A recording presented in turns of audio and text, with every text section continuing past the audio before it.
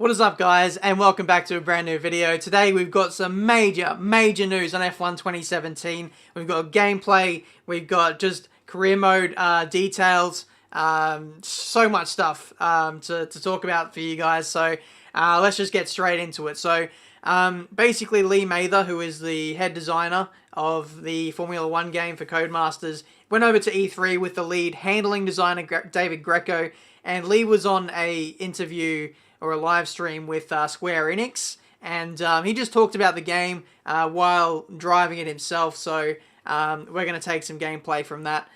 So if you want to see like his thoughts and his actual gameplay, just the raw video, I'll leave a link to it down in the description. This is just going to be highlights of what he was doing, what he was driving, just what he was talking about. I'm going to kind of talk about that, but in a little bit more detail as well. So let's get stuck in. So just before you make any judgments about this game, it's still it's an early build of the game. Like, this E3 build would have been prepared like a month or two ago, and the actual finished product of F1 2017 is going to look a lot better than what you're seeing at the moment. This is just compressed audio YouTube footage, which you know, isn't as good as when you see it on the screen. So just bear that in mind. So basically, the E3 build that Lee Mather was driving on, it only had two game modes. So we had time trial and a championships mode. So within championships mode, which is apparently new for this year, we have checkpoint challenge and pursuit, which are two new game modes which are coming to F1 2017. So basically, checkpoint challenge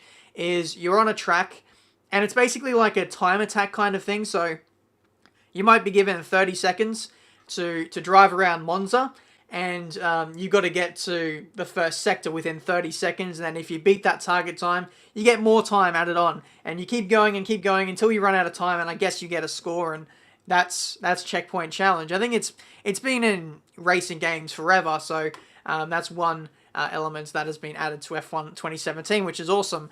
But this pursuit game mode, which is quite new, it's basically chucking you in a faster F1 car, and you chase down some of the classic cars, for example. And I think this is what Lee Mather was saying. He said that this might be within career mode. It might be it is a separate game mode, but you can do it in the career mode as well when you're driving a classic car or whatever, or just drive it online, or hopefully online. I'm not too sure about online, to be honest. It would be nice, but yeah, basically the whole goal of that is you have all these different classes of cars, different speeds, different years, and it's like a handicap race. So the slowest car will go first, and then 5 seconds later the next car, then the next car, and yeah, the goal is at the end of it. I don't know if it's a timed race or a lap race. I'm not entirely sure, but obviously the winner is the winner. So that's going to be really cool, and I hope it's in the online spectrum of the game. I actually don't know, so we'll have to wait and find out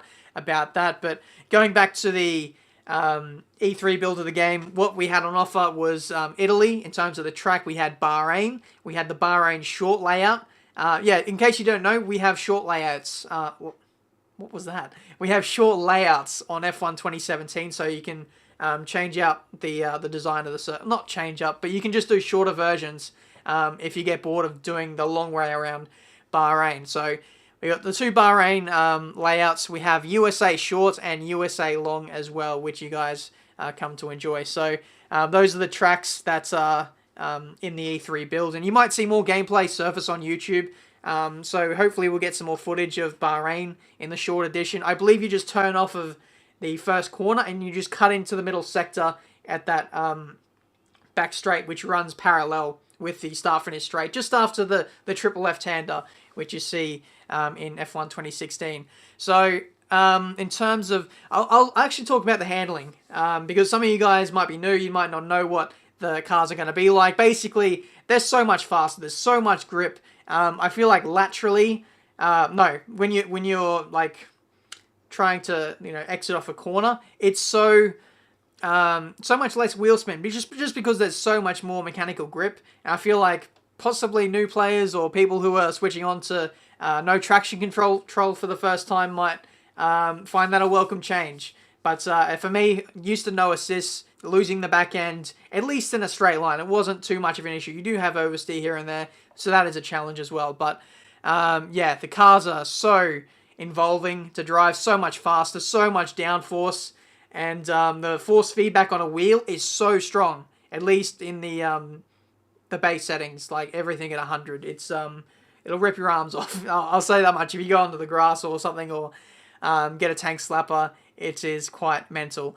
But yeah, I don't want to talk about gameplay too much and just the handling. I mean, because I've already covered that in previous videos, and if you want to go see those, I'll leave a link down in the description. You can go and get some further detail on the handling. But moving on to more further info, this is what you guys have been kind of asking for, career mode details. So we start off, Lee went on to say that female characters are now in F1 2017, so that's a welcome change finally. The R&D has been expanded upon from F1 2016, which is a great addition to career mode. Basically, it is so detailed. It will take you so long to get through the R&D process and take your car from the stock one to maximum potential. It's going to take years. You might not even upgrade your car fully if you're not efficient with getting your upgrades and getting the resource points. I'll say that much.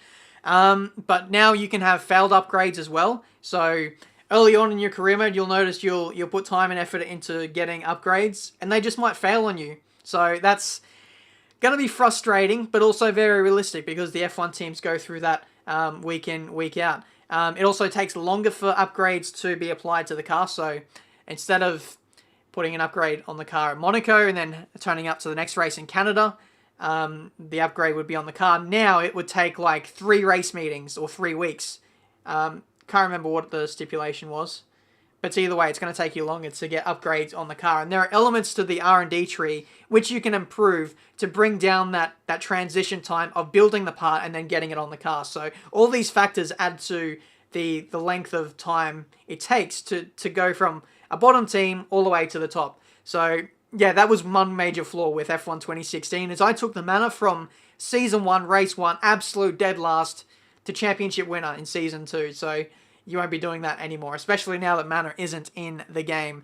Moving on, we have engine and gearbox management. So you can elect which power unit parts to use. So I think you have 4 for the season, and you have ICU, all that stuff.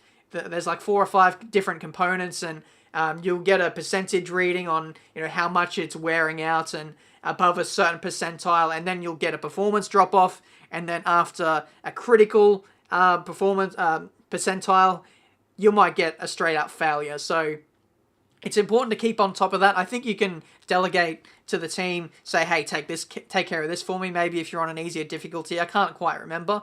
But yeah, there is a lot to do in F1 2017, and you've got to keep on top of your upgrades, your reliability. You can actually improve your reliability if I haven't mentioned that already. So much to do, and gearbox management as well. So yeah, if you switch gearboxes up too often, maybe twice in a weekend, that's a penalty. So yeah, they're getting quite realistic and really immersing you in the world of Formula One. It's really great to see. On top of that, we have a separate area for the agent where they meet up with you. It's not set in the public, in the hospitality area anymore.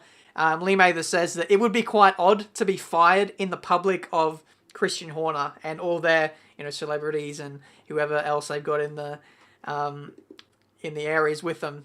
You kind of do that in a private area, so it makes sense for the the driver's agent to interact with you in private now.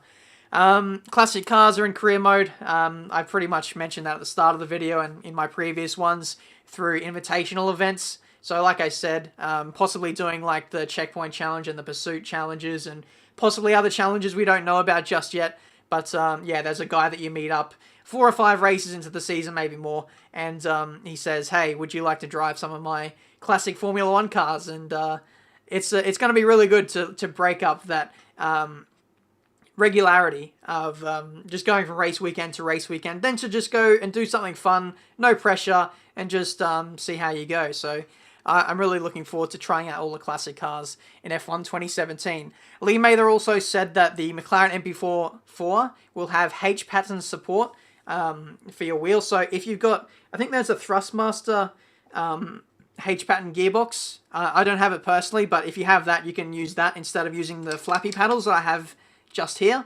So that just adds to the immersion if you've got that.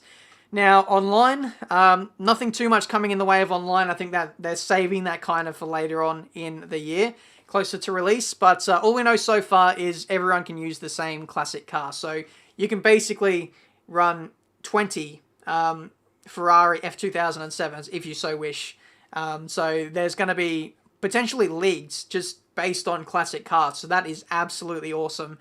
So really, really looking forward to that. Previously in F1 2013, you couldn't do that. You could only pick one car, and no one else could have the same. So really good that we can have an equal grid and have a full grid of the same car. Really awesome. And yeah, that's pretty much it. Just one last thing. Lee Mather said over the point of the live stream that the Xbox One X, which just got announced at E3, it's going to be supported by F1 2017 with 4K resolution and 60 FPS at launch. Incredible. Like I personally race with the Xbox One, the standard Xbox One, so that's like 900p at 60 and it's a variable frame rate. That's going to be a solid 60 FPS 4K. Oh, it's so tempting to get an Xbox One X, but they are so expensive, so I don't know what I'm going to do. I am building a PC very soon, so that's going to be pretty expensive too. So just like, what do I do? I'm always spoiled for choice. So yeah, that's pretty much everything, I think, in terms of F1 2017. If there's more gameplay or if there's anything else I find out in terms of information, then I'll let you guys know. Thank you guys so much for watching. Make sure you smash a like button on this video. That'd be really, really appreciated. And subscribe for further F1 2017 news. I'm doing so much stuff lately. I'm doing a cars video later today, and tomorrow I'm doing MotoGP 17. Mental. So busy this time of year. Thank you so much for watching. Until the next one, guys. I'll see you next time.